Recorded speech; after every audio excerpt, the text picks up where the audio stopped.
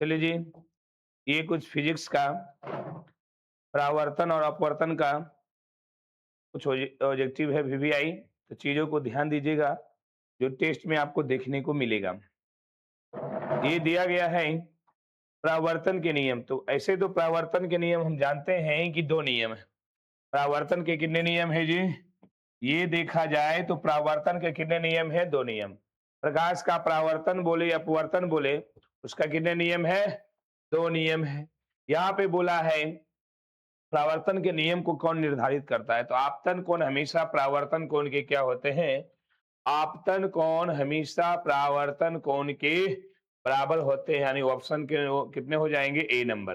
यानी आपतन कोण यानी कोण आई बराबर कोण आर। यही है, आपतन कोण हमेशा परावर्तन कोण के क्या होते हैं? बराबर। प्रकाश के परावर्तन के कितने नियम है? तो दो नियम।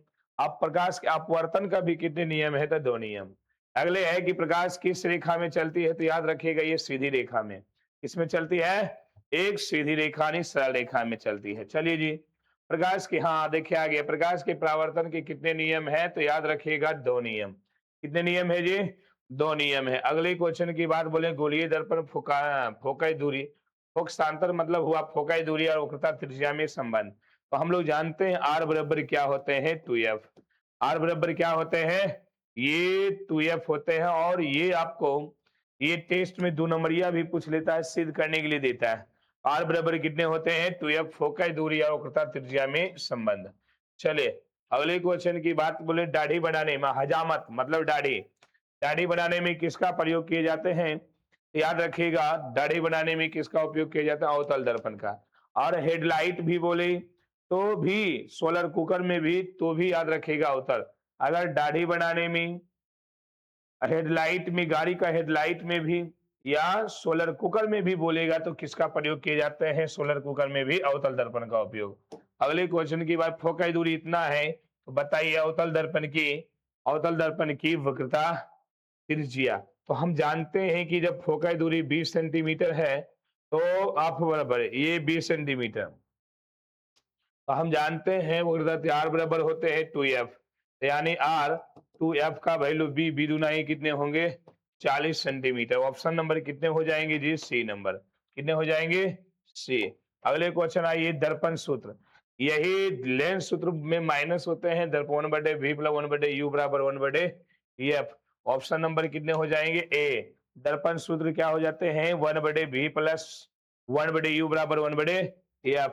अगले क्वेश्चन बोले तो बताइए जी, उत्तल दर्पण द्वारा आवर्धित काल्पनिक प्रतिबिंब, उत्तल दर्पण द्वारा आवर्धित काल्पनिक प्रतिबिंब बताना है जब वस्तु कहाँ रखी हो, है ना।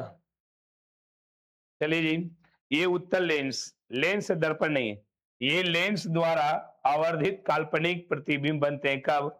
जब आपको रखा जाएगा कहाँ? फोकस और लेंस के बीच। जब उत्तल लेंस द्वारा आवर्धित यानी काल्पनिक प्रतिबिंब कब बनते हैं?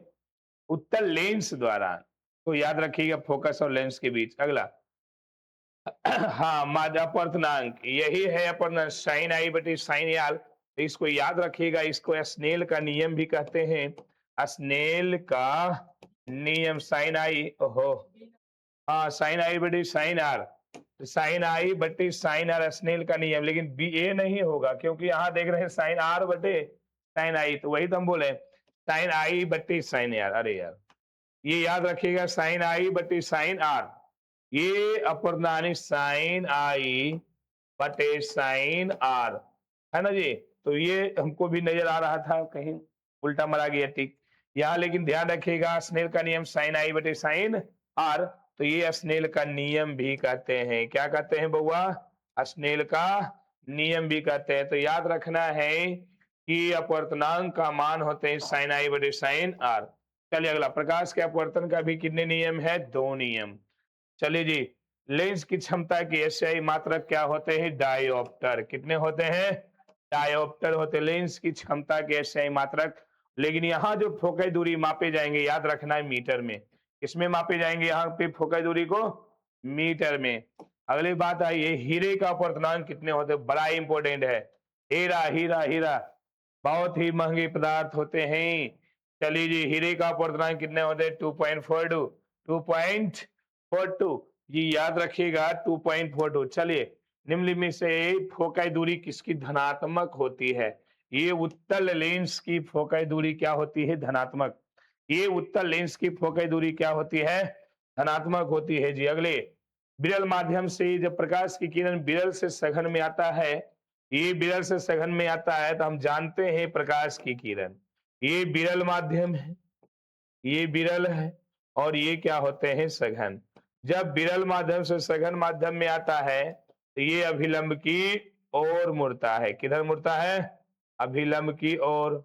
ये अभिलंब की ओर मुड़ता है। तो याद रखिएगा, जब प्रकाश की किरण विरल से सघन में आएगा तो ये अभिलंब की ओर मुड़ेगा। ए नंबर ऑप्शन।